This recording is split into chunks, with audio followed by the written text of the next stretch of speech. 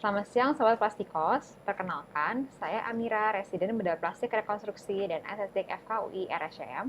Selamat datang di episode ke-7 FKUI Plastic Surgery TV.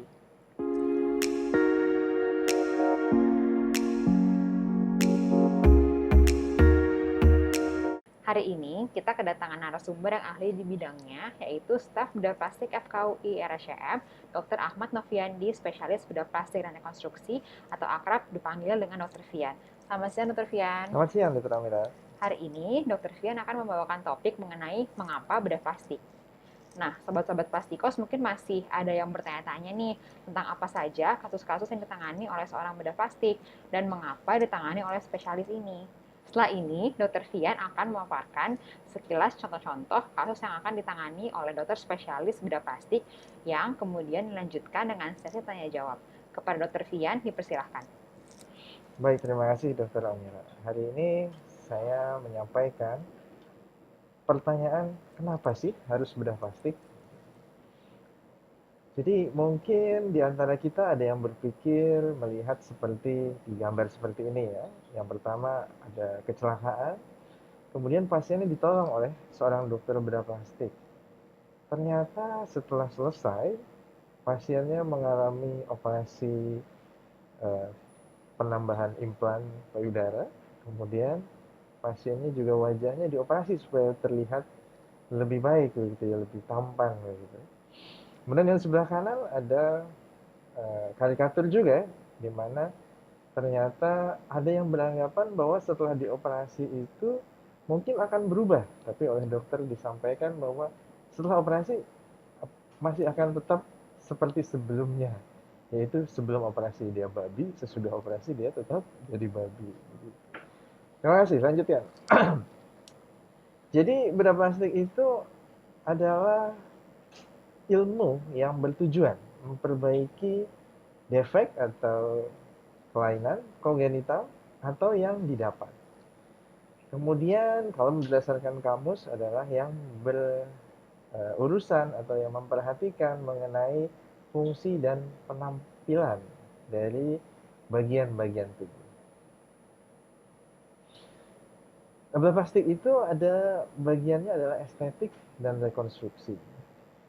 Namun sebetulnya estetik dan rekonstruksi ini akan saling tumpang tindih tergantung dari perspektif kita melihat.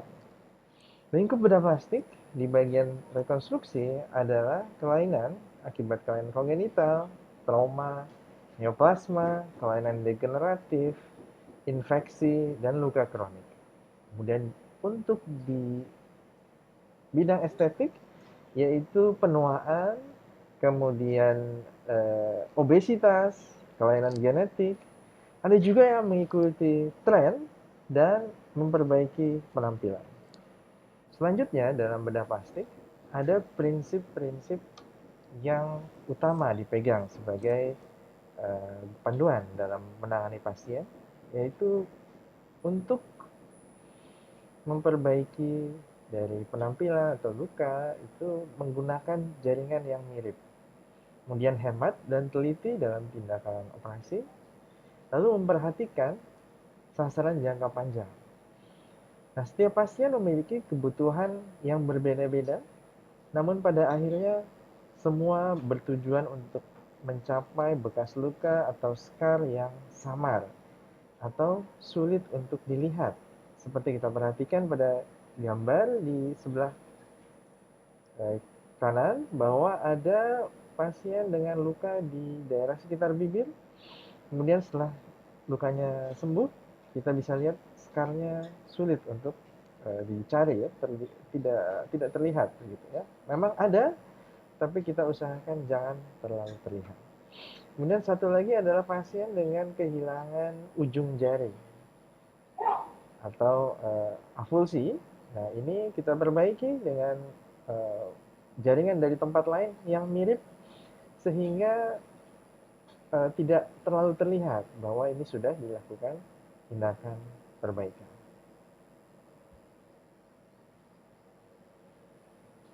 Berikutnya ada lagi pasien trauma yang lain ini dengan kehilangan jaringan yang lebih luas. Ya. Yang ingin saya tunjukkan di sini adalah setelah operasi itu belum selesai penanganan dari bedah plastik. Pada pasien ini kita lihat dilakukan pemasangan plester sehingga kita dapat mencapai bekas luka yang lebih baik atau bekas luka yang samar. Nah, ini adalah pasien dengan luka kronik di kaki. Jadi bedah plastik tidak hanya berurusan dengan area di sekitar wajah. Bedah plastik sekali lagi tadi saya sebutkan lebih diatur oleh prinsip-prinsip, bukan oleh bagian tubuh. Pada pasien ini dengan luka kronik tidak dapat langsung dilakukan tindakan karena jaringan sekitarnya masih terdapat jaringan nekrotik, kemudian bengkak, hingga belum ideal untuk dilakukan operasi. Sehingga dilakukan persiapan terlebih dahulu agar kemudian bisa dilakukan penutupan defek seperti kita lihat di sebelah kanan. Nah, bedah plastik itu banyak yang berpikiran, oh nanti biayanya akan lebih mahal kalau berobatnya ke bedah plastik. Nanti operasinya akan lebih banyak. Gitu. Nah, ini belum tentu benar ya. Contohnya pada pasien ini sudah 3 bulan dia terkena luka bakar di kaki, diobati saja dengan salep, kemudian dengan balutan, berbagai macam jenis balutan, sudah 3 bulan. Sementara pasien adalah seorang pekerja, di mana dalam waktu 3 bulan tersebut perusahaannya terus-menerus mengeluarkan biaya untuk pengobatan. Sementara setelah ditangani oleh bedah plastik, dalam waktu 1 bulan setelah dilakukan tindakan operasi, pasien sudah bisa kembali bekerja. Jadi ini akan menghemat waktu dan biaya.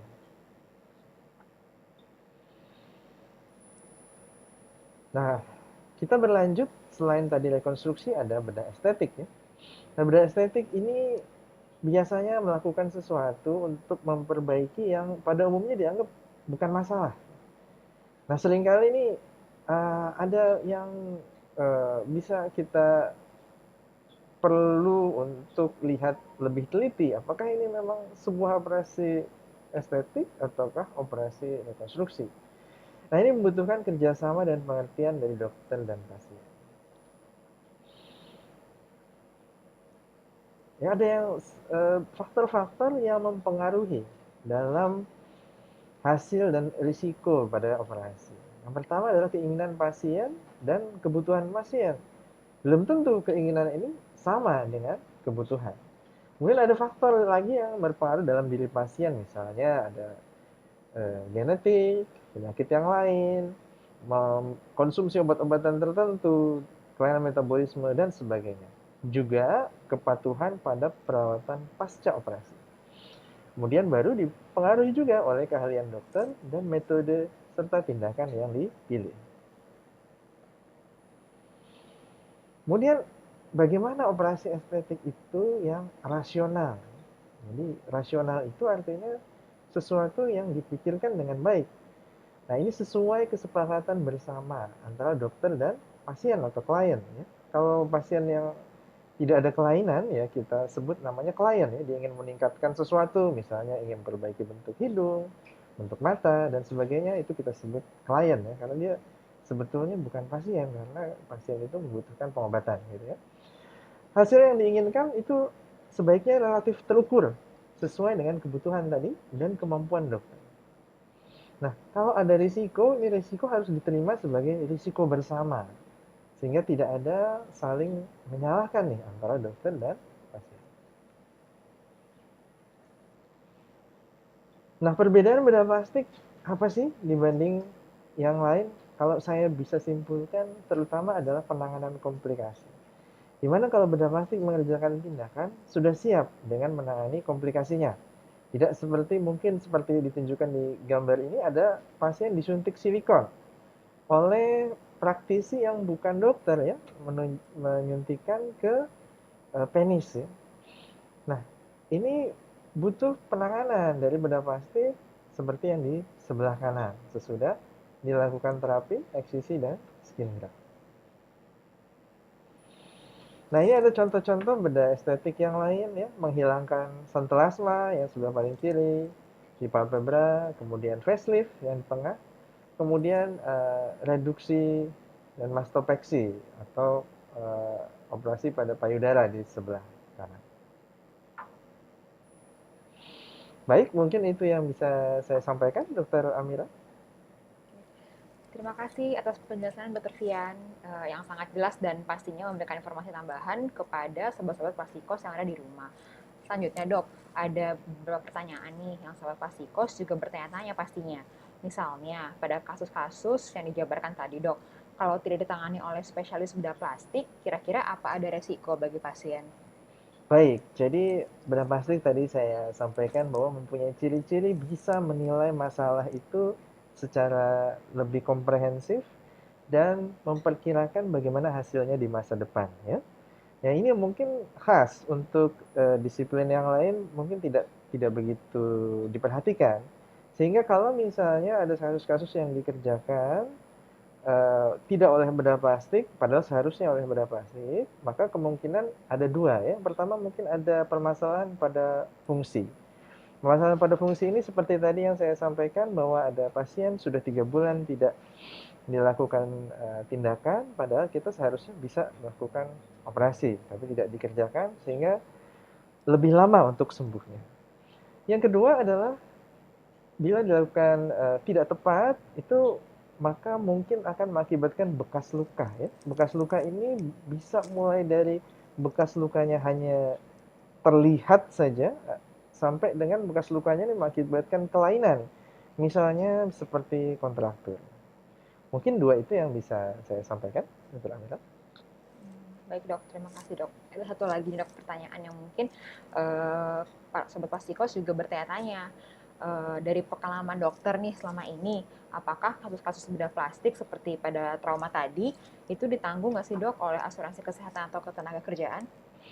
Baik, jadi memang ini salah satu yang kita butuh untuk memberikan edukasi ya, terutama kepada kalangan yang berperan dalam verifikasi dalam asuransi. Bahwa bedah plastik ini dalam urusannya dengan asuransi biasanya urusan rekonstruksi, mohon maaf, bukan estetik. Nah, jadi kita harus meyakinkan bahwa ini operasi memang dibutuhkan atau tindakan memang dibutuhkan oleh seorang bedah plastik. Karena tadi memikirkan komplikasinya, memikirkan hasil di masa depannya seperti apa. Nah, dalam pengalaman saya memang beberapa kali saya membutuhkan waktu ya untuk berdialog, baik itu dengan dokter verifikator maupun dari pihak keluarga pasien sendiri mengenai kedudukan dari profesi bedah plastik ini. Namun pengalaman saya, BPJS Kesehatan, BPJS Ketenagakerjaan, maupun asuransi perusahaan itu bisa mengcover dari operasi-operasi rekonstruksi. Namun demikian tentu saja kalau operasi estetik, misalnya blefaroplasti gitu atau facelift, tentu tidak bisa oleh tindakan asuransi. Karena tadi saya sampaikan bahwa sebetulnya tidak sakit gitu ya, tapi memang membutuhkan sesuatu untuk diperbaiki. Saya pikir begitu, Dr. Amira. Baik dok, terima kasih Dr. Fian atas penjelasannya dan juga sharing ilmunya yang sangat bermanfaat bagi kita semua. Sampai jumpa di episode FKUI Plastic Surgery TV selanjutnya. Selamat siang.